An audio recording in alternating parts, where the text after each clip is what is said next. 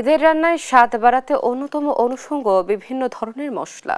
তবে শেষ মুহূর্তের ঈদ বাজারে কিশমিশ আর আলু বোখারার দামে যেন আগুনের আঁচ। পণ্য দুটির দাম এবার সাধারণ মানুষের নাগালের বাইরে। অবশ্য গতবারের মতো স্থিতিশীল সেমাই আর চিনির বাজার। তবে গুঁড়ো দুধের দাম কিছুটা বাড়ায় মিশ্র প্রতিক্রিয়া ক্রেতাদের মাঝে।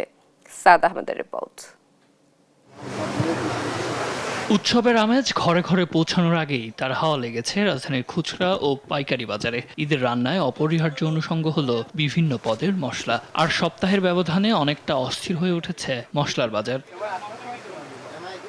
তবে এবারের বাজার বিশ্লেষণে দেখা গেছে সাধারণ গরম মশলার চেয়ে সবচেয়ে বেশি উত্তাপ ছড়াচ্ছে কিশমিশ ও আলু বোখারা। বিক্রেতারা বলছেন এবার এই দুটি পণ্যের দাম গত বছরের তুলনায় অনেক বেশি।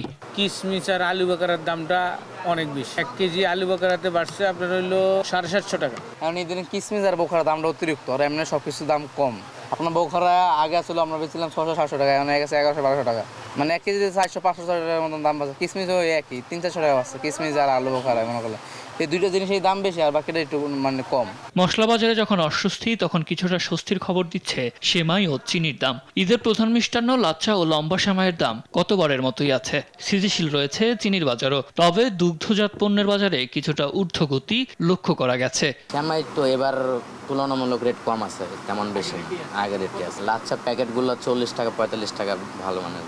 দ্রব্যমূল্যের এই ঊর্ধ্বগতির মাঝেও সবটুকু সামর্থ্য দিয়ে উৎসবের প্রস্তুতি সারছেন নগরবাসী। তবে বাজার নিয়ন্ত্রণে যথাযথ মনিটরিং এর দাবি এখন সবার মুখে মুখে। সাদ আহমেদ, দেশ টিভি, ঢাকা।